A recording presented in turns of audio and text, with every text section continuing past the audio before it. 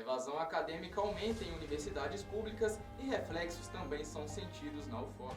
Volta dos restaurantes universitários da UFOP nos campos de Ouro Preto e Mariana.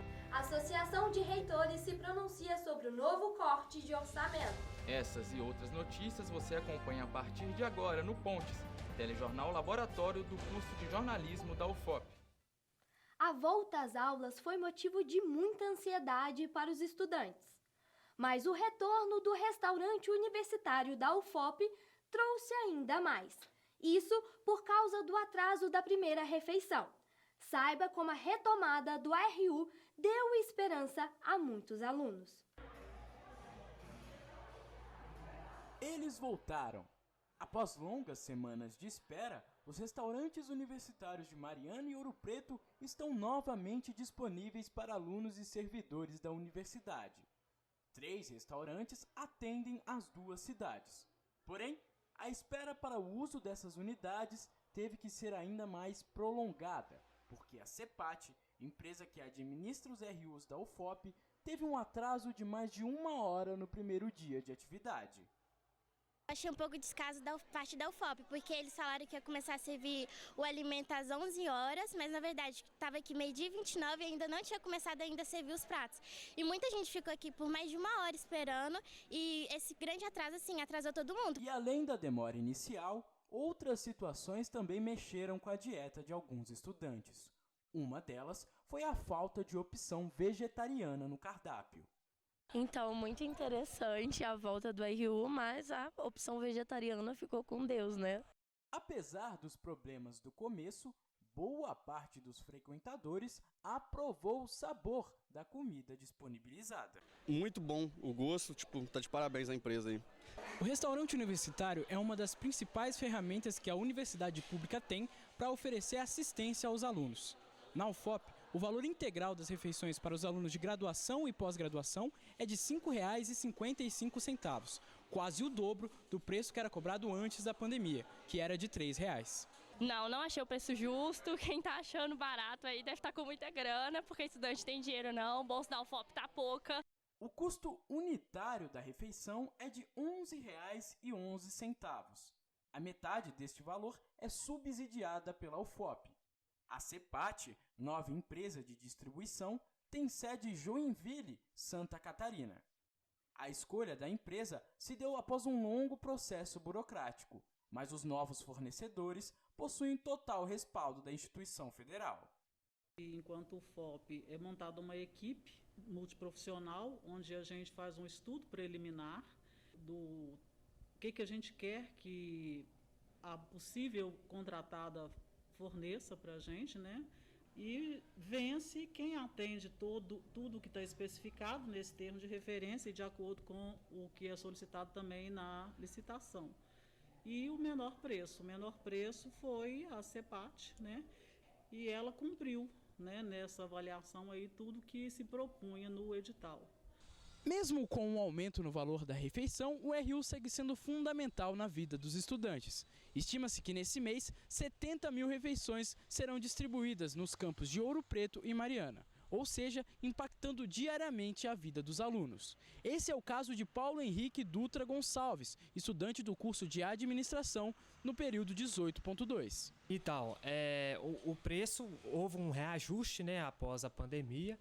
Mas mesmo com essa situação, a refeição de almoço e janta no RU fica no orçamento mensal mais barato do que você for comprar todo o preparo, né, os ingredientes para estar fazendo em casa. Com certeza, a questão financeira ganha um pouco mais com a volta do RU. No entanto, é importante lembrar que a alta dos preços da alimentação não é uma realidade exclusiva dos alunos e servidores da UFOP. Desde 2020, é possível observar um aumento significativo dos valores de produtos alimentícios. Nessa realidade de inflação, fica a pergunta: a tarifa paga no RU ainda vale a pena? A universidade, nesse sentido, ela tem um papel fundamental em termos de auxílio, né, com os estudantes, né? Hoje a gente tem um salário mínimo de mais ou menos R$ 1.100, então se você for considerar uma cesta básica hoje, né, contendo aí cerca de mais ou menos uns 13 itens, né, que é padrão do Diese, a gente vai ter aí uma cesta básica de quase R$ 600 que você vai gastar para ter uma cesta básica para alimentar uma família de 4 pessoas. O restaurante universitário não impacta apenas na vida financeira dos seus usuários. Sem a necessidade de preparar os alimentos diariamente, eles acabam ganhando um tempinho na corrida rotina. Em média, antes do RU, a gente gastava mais ou menos 1 hora para preparar a comida, depois da refeição poder lavar os utensílios, enfim. Então, sendo almoço e janta, a gente ganha em média aí, com a volta do RU, umas 2 horas em relação ao tempo. E aos poucos, entre os trancos e barrancos, a vida universitária vai voltando ao normal.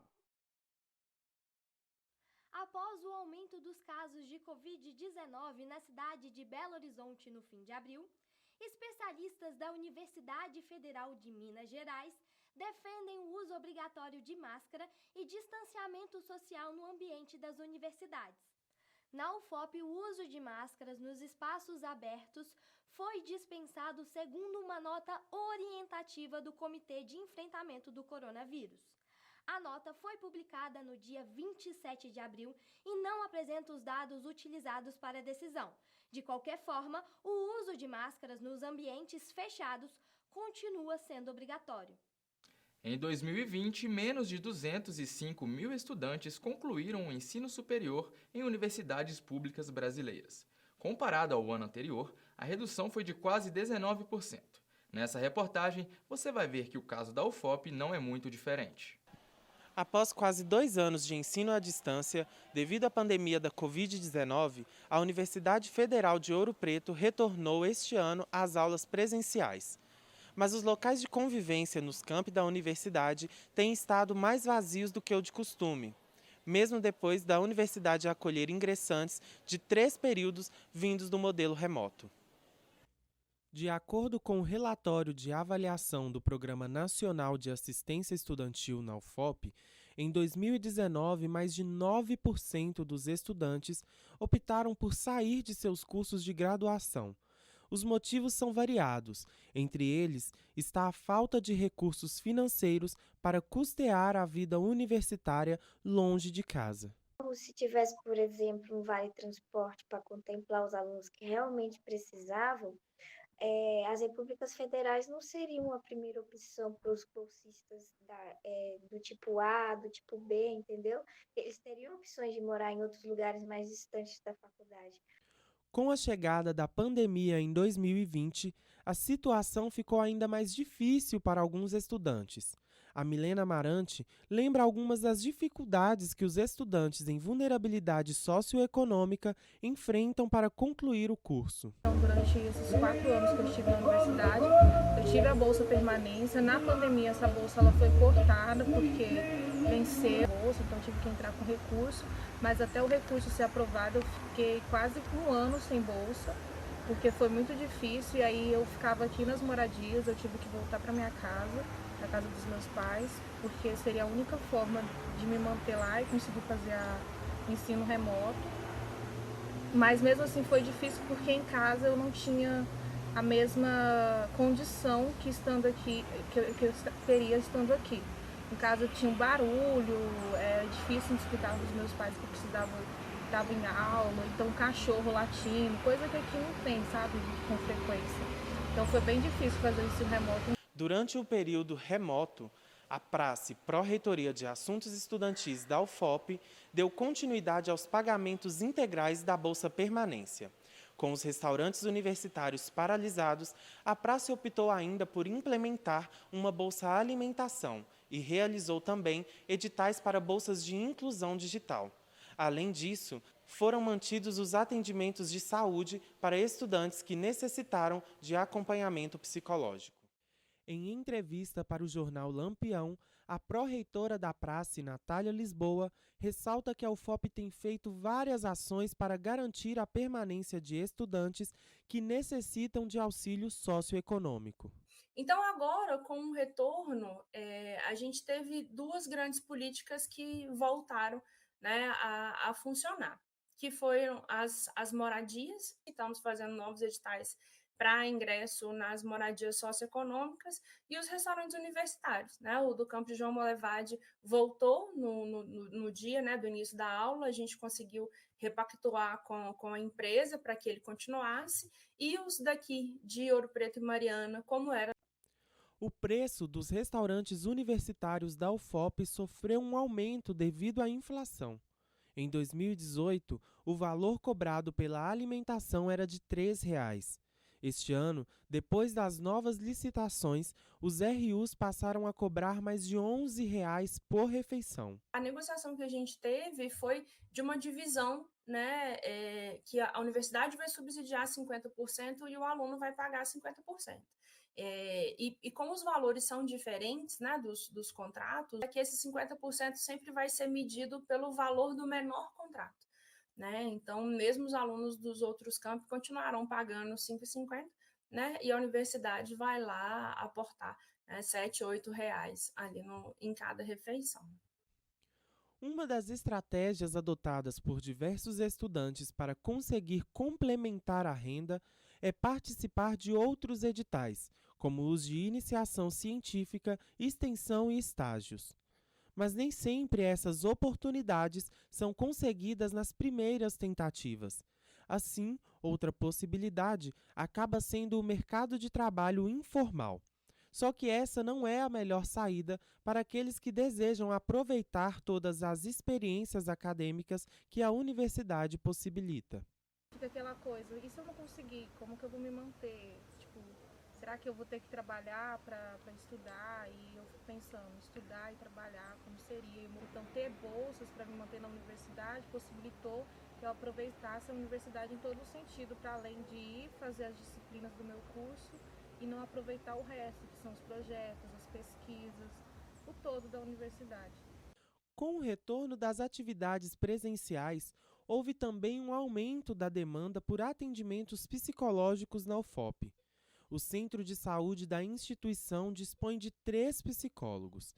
A pró-reitora explicou que a universidade decidiu manter o atendimento online para ampliar o acesso a todos os estudantes. Então, a gente tem esse acompanhamento psicológico, né? Quem tiver interesse, gente, necessidade, é só mandar um e-mail para Portas Abertas, né? portasabertas.prace@ufop.edu.br, que aí é feito o agendamento do atendimento psicológico. A Andifes, Associação Nacional dos Dirigentes das Instituições Federais de Ensino Superior, divulgou no último sábado uma nota se manifestando contra o recente corte de orçamento das universidades federais.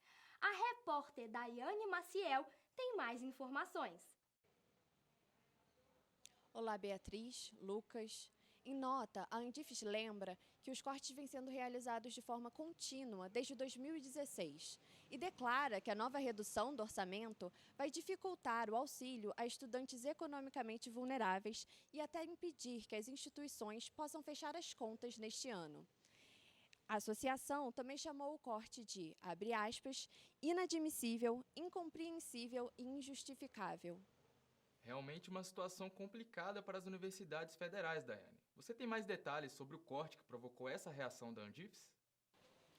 Então, no dia 27 de maio, o governo federal bloqueou 14,5% do valor que as universidades e institutos federais destinam ao custeio e investimento.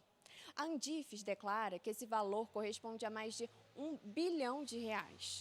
A redução foi realizada porque o Poder Executivo está tentando reajustar os salários dos servidores públicos em 5%, sem comprometer o teto de gastos. A Andifes argumenta que para o reajuste acontecer, não é preciso tirar dinheiro da educação e da ciência. Voltamos aos estúdios. No próximo bloco, você vai saber mais sobre o alto índice de desemprego entre os jovens marianenses. E a dupla jornada de quem sonha viver como artista. Dados do IBGE mostraram que as taxas nacionais de desemprego no primeiro trimestre de 2022 foram maiores entre jovens de 14 e 24 anos. Para ajudar na busca do primeiro emprego, o ProJovem, programa da Prefeitura de Mariana, oferece capacitação profissional. Com o mercado de trabalho cada vez mais exigente, jovens sem experiência e capacitação enfrentam grande dificuldade para conseguir o primeiro emprego. Em Mariana, isso não é diferente. O contexto nacional, né, é um contexto muito ruim. A economia já se encontra praticamente estagnada, né, quase 6 anos. E os jovens são muito atingidos, né, numa perspectiva de mercado de trabalho. Em geral, as empresas, né, em contextos de restrição, elas preferem, né, os mais experientes profissionalmente, né? O jovem tem esse porém, né, ele precisa ser qualificado. Essa é a realidade de Felipe Oliveira. Assim como outros jovens de Mariana, ele enfrenta diversas barreiras na procura do primeiro emprego. Eu acho o mercado aqui de Mariana bem exigente, porque na maioria das vezes eles querem alguém com experiência e com capacitação. E eu não enxergo essa oportunidade de me capacitar aqui. E eu me sinto muito inseguro de ir para entrevistas, porque como eu não tenho uma capacitação, eu sei que provavelmente eles não vão me dar essa primeira oportunidade. Por outro lado, o Programa Social ProJovem, instituído pela Prefeitura de Mariana, tem como objetivo capacitar a juventude local. O programa oferece oficinas profissionalizantes como cursos de cabeleireiro e informática, além de atividades recreativas e esportivas, como aulas de dança, música e Muay Thai. Tudo isso para que os jovens estejam cada vez mais preparados para entrar no mundo profissional. O ProJovem é um programa nosso instituído pela Lei 3.416, de abril do ano passado. O ProJovem a gente atende jovens de 16 até 21 anos, né? O ProJovem vem de uma ideia de uma readequação de uma lei que a gente já tinha, que era do jovem aprendiz. A Rafaela Oliveira foi uma das participantes do programa e foi efetivada após o período de aprendizagem.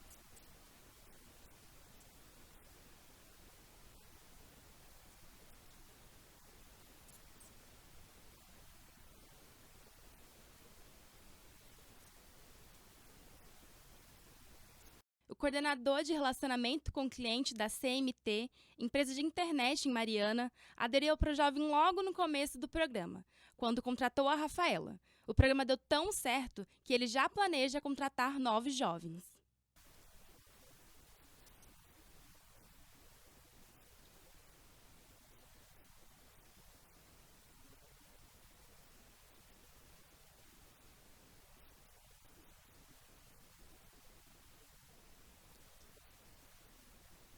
O ProJovem tem a capacidade para atender 300 jovens a cada semestre.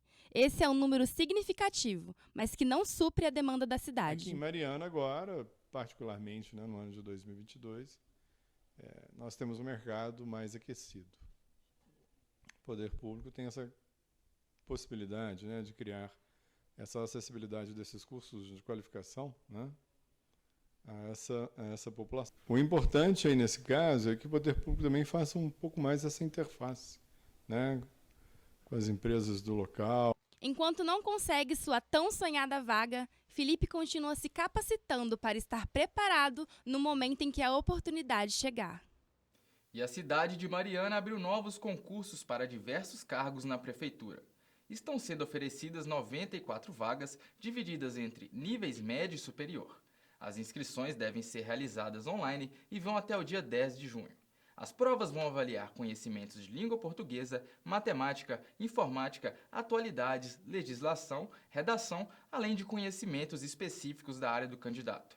O edital e as inscrições estão no site gestãodeconcursos.com.br. Quem acha que fazer arte é fácil, com certeza não conhece todo o trabalho que faz um artista. Por trás dos holofotes existe muito esforço, estudo e dedicação para conquistar uma carreira promissora. A caminhada para o sucesso é desafiadora, mas mesmo com todos os obstáculos, o amor pela arte sempre motiva. Grande parte dos artistas sonha em poder viver da própria arte. Para muitos, é preciso ter uma vida dupla. A falta de incentivo econômico e a dificuldade de se inserir no meio cultural faz com que artistas busquem outras ocupações. Esse é o caso de Joeliton, que estuda e mora em Ouro Preto. Há 6 anos, ele divide o tempo entre as pistas de dança e o curso de computação. Em 2019, ele resolveu transformar o hobby de atuar como DJ em profissão. Agora é conhecido como DJ Class. O trabalho do DJ, ele tem um pró de eu trabalhar mais durante o final de semana, só que é complicado em épocas de provas e finais de semestre, porque o tempo que eu poderia estar estudando durante um sábado e um domingo eu estou trabalhando. No início deste ano, o governo federal reduziu pela metade os valores da Lei Rouanet. Ela é uma ação de incentivo à cultura que tem o objetivo de fortalecer as atividades do setor no país. O valor de captação máxima por produção despencou de 1 milhão para 500 mil reais. A lei teve ainda uma redução de 90% no valor do cachê dos artistas. O teto pago passou de 45 para 3 mil reais por artista e apresentação. Cortes como esses geram preocupação para quem quer trabalhar na área. Eu faço licenciatura, então para mim já é um pouco mais fácil a questão de emprego. Mas para quem é do bacharelado, você arruma empregos por contratos, por períodos de tempo. Então, se você vai fazer uma peça, você só tem certeza que você vai receber para aquela peça que você fizer. E não tem um incentivo do governo, alguma coisa que te mantém durante os tempos que você não está trabalhando.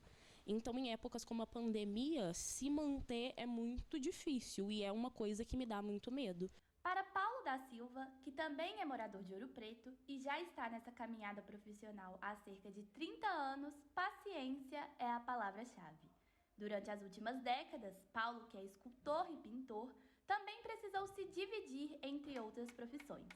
Ele já trabalhou como porteiro, limpando banheiros e até mesmo na área da mineração. Hoje em dia, ele trabalha fazendo o que ama, sua própria arte. Na sua opinião, o mais importante é não desistir. É muito difícil para o artista começar, né?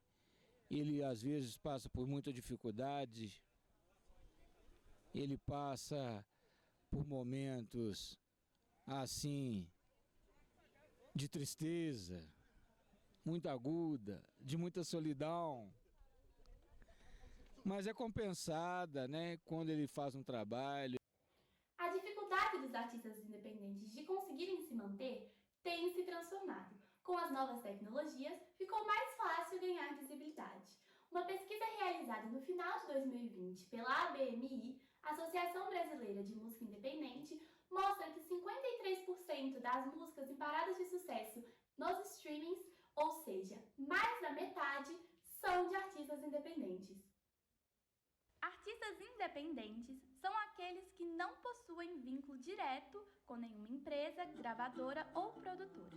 Eles realizam a própria gestão da carreira. Em Ouro Preto, a Secretaria de Cultura e Patrimônio é um dos órgãos que tem a missão de apoiar a arte e esses artistas independentes.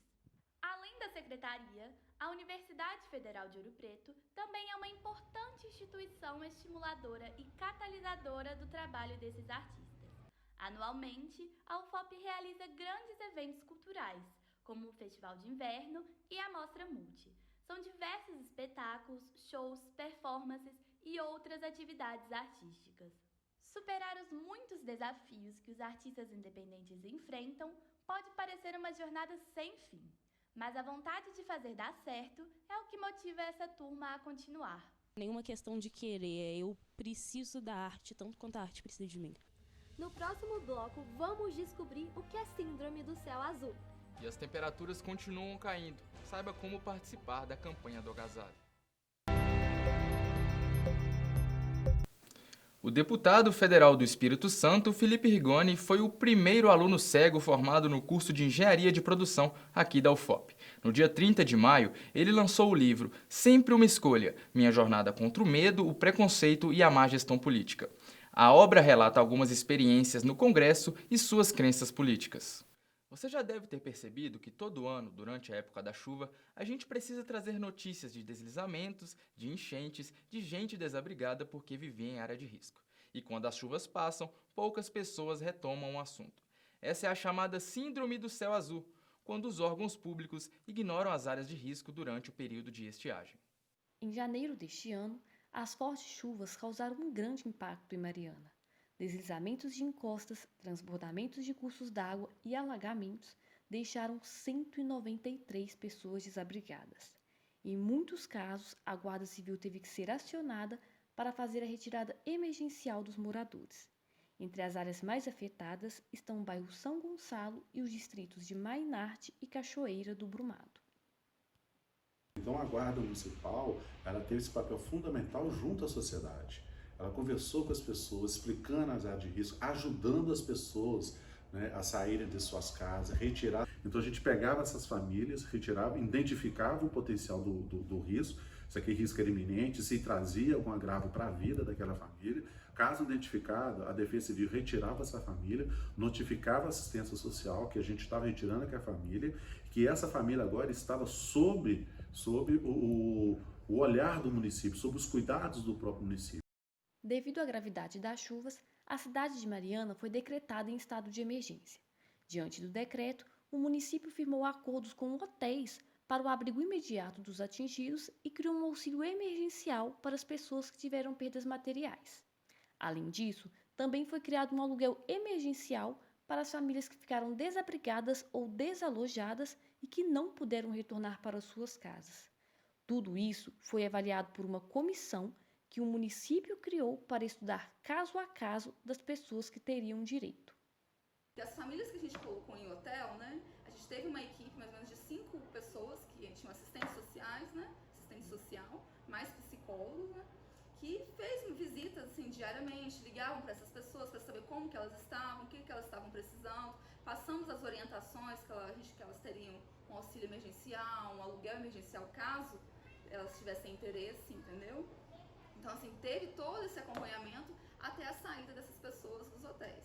E a gente ainda continua com uma ou outra família dentro do hotel, uma questão assim que ela não pode retornar ao imóvel dela de origem, né, por causa da questão do risco, e também pela dificuldade de encontrar uma casa para alugar. Segundo o estudo realizado em 2020 pelo SGB, Serviço Geológico do Brasil, na área urbanizada de Mariana, 9,62% dos locais foram considerados com alta possibilidade de ocorrer deslizamentos, erosões, corridas de massa, que são os movimentos de lama e detritos extremamente rápidos e desencadeados por um intenso fluxo de água na superfície, e rastejo, um movimento descendente, lento e contínuo da massa de solo de um talude. Já as áreas urbanas, classificadas com alto risco de inundações, alagamentos e assoreamentos, correspondem a 26,36% da área da cidade. Em fevereiro de 2022, após as fortes chuvas que causaram tragédias em Petrópolis, no Rio de Janeiro, o bispo diocesano Dom Gregório Paixão citou durante a entrevista o termo Síndrome do Céu Azul para se referir à falta de ações preventivas nos momentos de estiagem. Foi a partir desta menção que questionamentos sobre o assunto foram levantados também em outros municípios, e os moradores, diante do descaso e esquecimento do poder público, passaram a cobrar para que ações com o objetivo de evitar as tragédias sejam tomadas antes que seja tarde. A Defesa Civil ela utiliza de alguns princípios, né, já adotados aí por várias instituições que fazem essas análises de risco. O que nós identificamos? Como que essas chuvas podem impactar um cenário que seria a parte vulnerável? Exemplo, uma comunidade que está ribeirinha, beira do rio.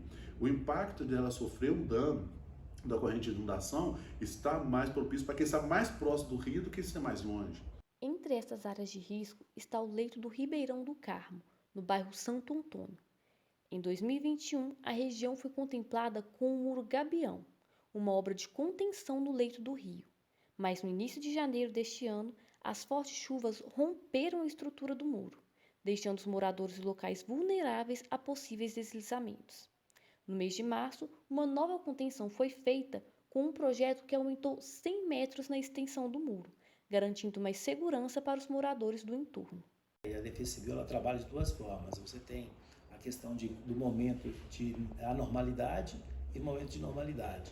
Então, quando você está numa época, né, que nós possamos dizer que é mais tranquila, principalmente na questão de chuvas, tá? Quando está o período de normalidade, a gente vai trabalhar outras ações como a NUPDEC, ações de parceria com as comunidades que foram atingidas. O NUPDEC, Núcleo Comunitário de Proteção e Defesa Civil, é um grupo organizado pela Defesa Civil que conta com a colaboração voluntária de cidadãos que vivem em áreas de risco e desejam prevenir desastres e diminuir impactos causados por esses eventos.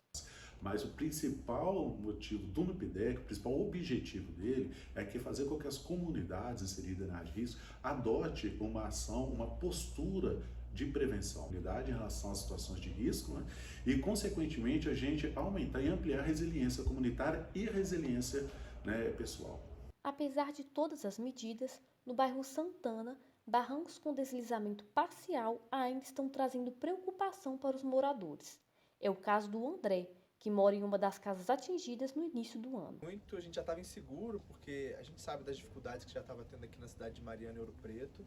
E a gente ouviu um grande estalo um dia que a gente estava na sala, e logo após teve outro estalo, foi quando a gente saiu, o primeiro grande estalo a gente saiu de casa, e aí logo quando a gente saiu, houve o deslizamento do barranco. E aí a gente ficou muito assustado, porque ele quebrou esse muro, quebrou a cerca que a gente tinha que impedir as cachorras de passar para o outro lado, invadiu a casa da vizinha. E as chuvas continuaram, a gente ficou com muito medo da outra parte do barranco cair.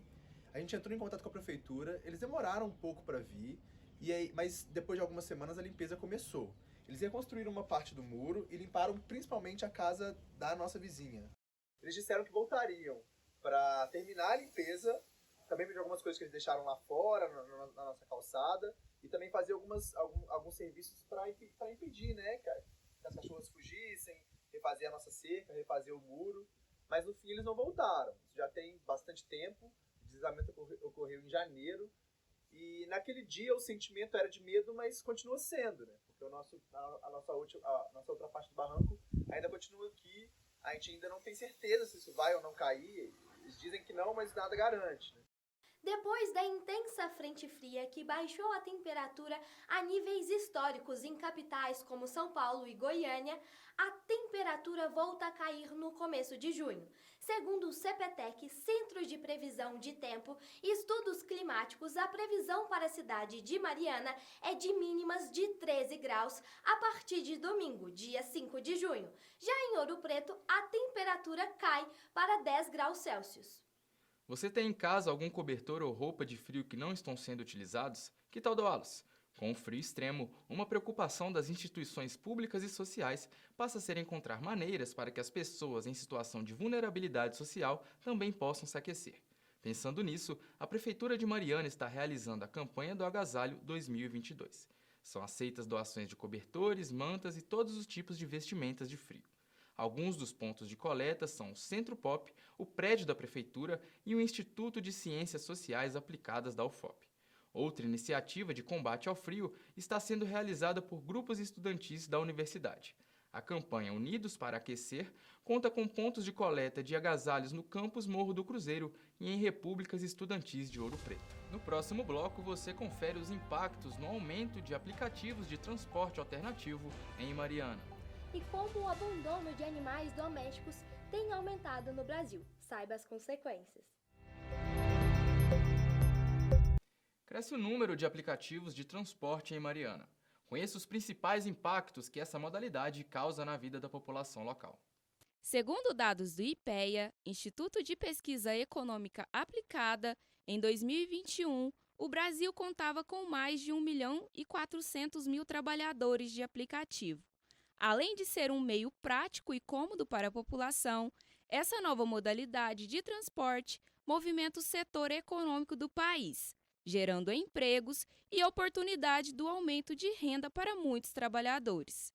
Em Mariana, essa realidade não é diferente. O transporte por aplicativo está em funcionamento na cidade desde 2019. Hoje, os mais utilizados são 2V, 31 e o mais recente, UPSCar, que está em circulação há pouco mais de 6 meses. A gente escolheu esse centro de Minas, né? A gente escolheu por uma cidade que tem bastante indústria do lado dela. A gente não pensou que ia ser tão bom como está sendo. A gente veio, fez uma pesquisa e a gente viu a necessidade, né, de criar um padrão de qualidade. Parte do sucesso desses aplicativos de mobilidade deve-se ao aumento no número de empregos informais nas cidades.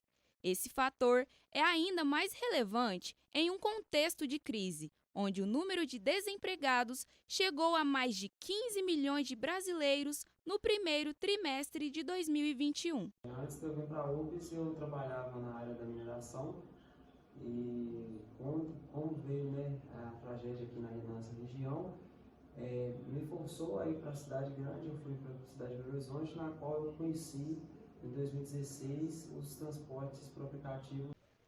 O surgimento do transporte de aplicativo privado estimulou a concorrência com os outros meios de transporte que circulam pela cidade, como, por exemplo, os serviços de táxi. Segundo Thales Alexandre, sócio-diretor da UBSCar, a aceitação do aplicativo em Mariana foi de 80%.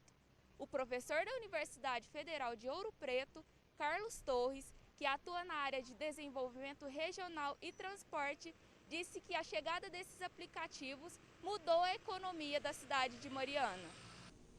Eu acho que é mais uma possibilidade de geração de emprego, né, para as pessoas, porque o serviço de táxi é algo muito restrito, né, e esse mercado, qualquer pessoa pode entrar nele, né. Agora, é um mercado que quem entra, né, o motorista, ele muitas vezes ele tem que submeter a uma jornada de trabalho muito intensa, né, os ganhos são poucos, a remuneração é relativamente baixa e muitas vezes ele não compreende todos os custos que estão envolvidos no serviço que ele está prestando, né? Para o pesquisador, os aplicativos de transporte vão continuar crescendo no país. Por isso, é preciso analisar se a remuneração que esses motoristas recebem é capaz de cobrir os custos de vida.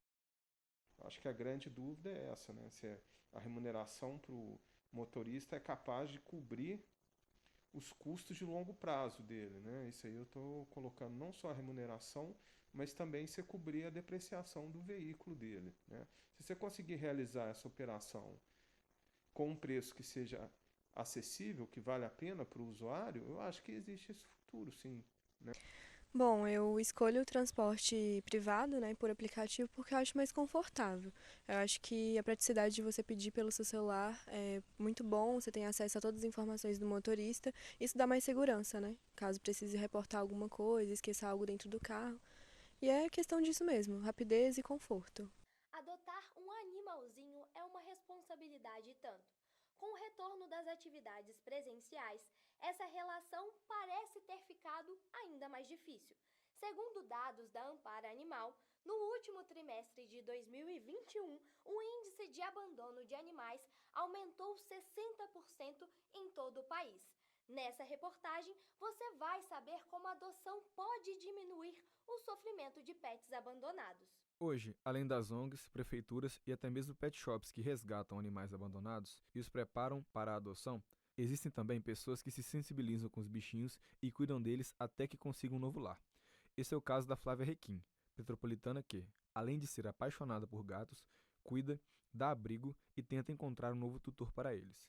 Segundo a cantora, dos mais de 20 gatos que ela já cuidou, apenas 7 ainda esperam encontrar um lar. Eu não me considero protetora, mas acaba que a gente faz o trabalho de protetor, né? Sem querer, assim. Não começou assim, tipo, isso é de família. Minha irmã, ela sempre pegou. A gente gosta de bicho, e aí os bichos aparecem e a gente não vai deixar o bicho largado na rua morrendo de fome. Eu não sou aquele tipo de pessoa que alguém vai pegar. Eu sou alguém que pega, sabe? Durante a pandemia, muitas pessoas seguiram o exemplo de Flávia e decidiram oferecer carinho ao animalzinho. A UIPA, União Internacional Protetora de Animais, ONG sediada em São Paulo, registrou um aumento de 400% nas adoções durante o período. Porém, nos últimos meses, o abandono tem aumentado muito no país. De acordo com a ONG Ampar Animal, entre julho de 2022 e o terceiro trimestre de 2021, o abandono de animais aumentou 61%. As causas ainda não foram totalmente determinadas. Na pandemia, muita gente adotou. Tá? A gente teve muita adoção, foi muito bom, muitas pessoas até instruídas por psicólogos, pessoas que estavam depressivas, instruídas por psicólogos, tudo isso adotaram. existe sempre aquele retorno, né? Agora eu não posso mais cuidar do meu cachorro, vou devolver para vocês. E isso a gente, essa semana, está negociando aí a devolução de 2 cachorros que foram adotados há 3 anos atrás. Quer dizer, foi antes da pandemia, né? Foi antes de tudo. Vale lembrar que animais nas ruas podem causar transmissão de doenças, aumento de acidentes de trânsito, incômodo sonoro, contaminação ambiental e aumento de gastos públicos. Além disso, maus-tratos e abandono de animais são crimes perante a lei. Na opinião do coordenador do Núcleo de Pesquisas em Direito dos Animais da Universidade Federal do Paraná, fiscalizar o cumprimento dessa lei é fundamental. E essa fiscalização pode adotar diversas medidas, entre punições, multas administrativas, interdição de estabelecimentos, busca e apreensão dos animais, resgate dos animais envolvidos em maus-tratos e assim por diante. Às vezes não é por intenção, não é por vontade de machucar, mas ela não tem até, às vezes, conhecimento de como é que efetivamente deve tratar um animal. Porém, existem também os casos de abandono, de maus-tratos por espontânea vontade e o chamado dolo eventual, em que o infrator assume o risco de maltratar um animal. Esses casos são representados pela Lei dos Crimes Ambientais, a Lei 9.605, de 1998. Dentre os vários crimes contra a fauna, o artigo 32 da lei tipifica os de maus-tratos contra animais. Quando a vítima do crime é cão ou gato, houve uma alteração recente, que é a chamada Lei Sanção, bem conhecida como Lei Sanção, que estipulou uma pena mais alta quando a vítima é cão ou gato, animais de estimação. Aí a pena é de 2 a 5 anos de reclusão. Com o aumento dos abandonos, também é importante que os órgãos governamentais consigam lidar com o aumento populacional nas ruas. A Cartilha Manejo Humanitário e Efetivo de Cães e Gatos de 2017 indica como responsabilidade do poder público o controle de doenças, identificação e registro do animal, controle reprodutivo, educação sobre guarda responsável, entre outras atribuições. Por enquanto, muito melhor do que depender das ações públicas para o controle dos animais de rua é ser um bom tutor. Márcia defende que não é preciso muito para que os animais fiquem felizes e saudáveis. A gente tem falado muito isso de desmistificar a questão de eu moro em apartamento, eu não posso ter animal. Pode. Você pode ter tudo. Na realidade, o que um cachorro quer é estar perto do seu tutor, daquele que para ele é o líder da matilha dele. Essa questão de passear com o cachorro é bom para o cachorro e é bom para o tutor. Às vezes chega do trabalho super estressado, vai dar uma caminhada com o cachorro, já dá uma desestressada, já está pronto, sabe, para se preparar para um novo dia com tudo. Ela é bem maior. Essa que eu falei, que eu disse que não ia dar para morar em apartamento. O Telejornal Pontes fica por aqui. Obrigado pela audiência. Mantenha a perseverança, um forte abraço e até a próxima.